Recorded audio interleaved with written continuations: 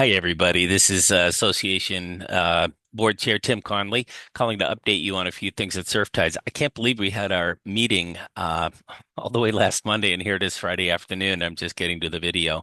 We had a great meeting, very productive, really well attended.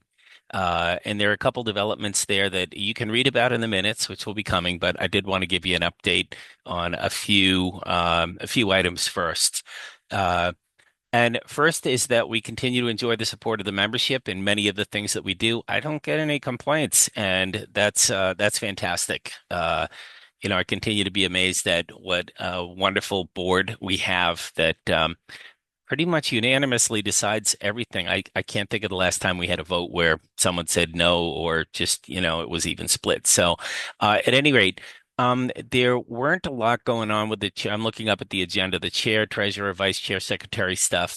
Um, you can get get a copy of the treasurer's report from the website. We're going to continue to push people traffic towards the website. Anything you want to know at all about the association is there. Everything that we're doing, projects, reports, etc. It's very well kept. So please, if you have any questions or concerns about anything, or you want to do any homework on how we got to where we are, and I'll tell you where we are in a minute.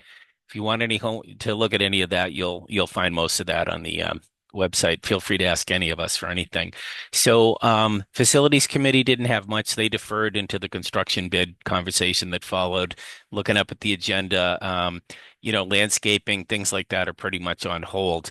So for unfinished business, we revisited the ambience construction deck project from 2018 to 19 and have secured the services of a law firm to try to recoup the money that we spent on the deck project out back. It just turned out to be that bad.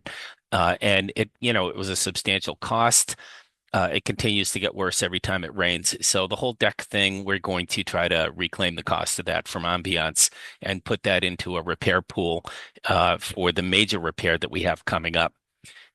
So there will be additional engineering associated with that. We approved uh, an additional up to $15,000 worth of engineering costs, which will be added to the price of the lawsuit, and we'll recoup that when we get a settlement out of Ambiance, which we anticipate we will, but who knows?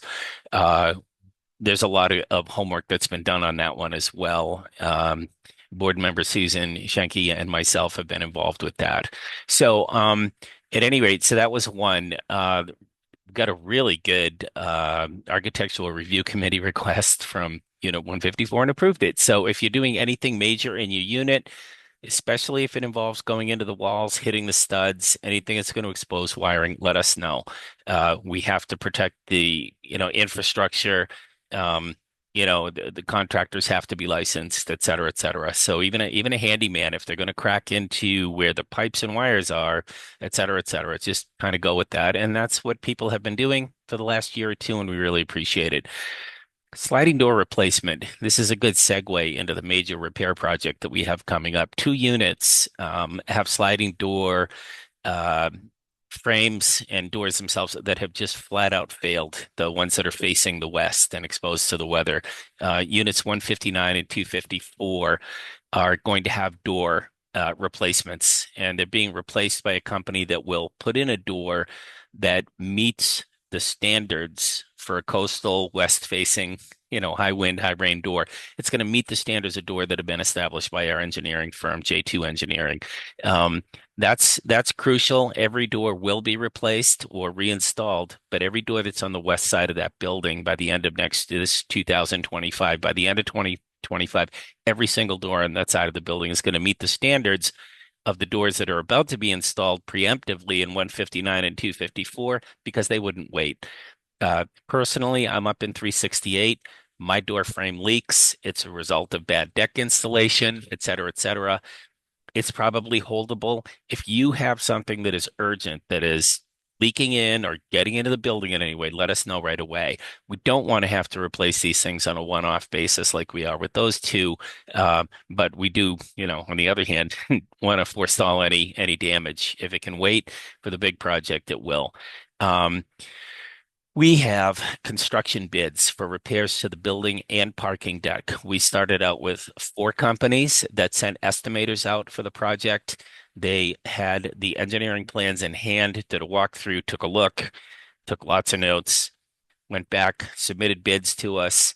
We have held a series of meetings in the last month and a half, 2 months. We've eliminated, as of an hour ago, two companies.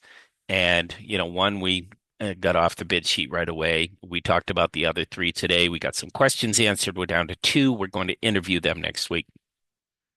And this is to repair all of the damage identified in the envelope inspection reports that we've had, all of which are on file at the website, et cetera. We have a responsibility to repair the building and to repair things that have, as you know, been let go for quite a while. So we're there. Now I don't have the number yet. I know that we're getting into the ballpark. We formed a finance committee, which is graciously being staffed by not just Lori as secretary, but two members, Rita and Greg, have stepped up and are starting to explore how we're going to finance this project. There will be a special assessment. It will be substantial. And there also will be mechanisms for financing and adding the cost of these repairs to the quarterly dues. We owe our reserve fund a little bit of money for the engineering that we've been doing, et cetera, but it's all going to be, come to fruition this month, in which we give you a sense, we hope this month, early February, yeah, to let you know what the assessment's going to be so you can start planning. So let us get a few more things in place about that. And your next communication will be what you can expect for 2025. So you can start organizing, the financial situation with your unit. Um, there's a quick revisitation of the insurance requirements. We're trying to be real clear about what it is in the declarations, rules, and regulations that each owner has to have for insurance on their unit, and we'll let you know when that's clarified. And that's kind of about it. It's been a busy month. Um, Personally, I'm heading into retirement from my full-time job. I am not retiring from the board. We will have an annual meeting in April, in which, we'll have made progress, a lot of progress on what's going to go on with the building this year. The estimated time frame for the construction we have planned is about 24 weeks, almost 6 months worth of work. It's going to be a big disruption, and we're going to look like a fully repaired building on the coast when we're done with it. So I look forward to seeing many of you at the annual meeting coming up in April. But in the meantime, I'll try to get a little less wordy on my video reports to you. But please dial into all the documentation that's available. And if you have questions for any of the board members, reach right out to myself, Susan, Nini, Lori, Wendy, and our ever faithful secretary, Randy. So thanks very much. Have a great month.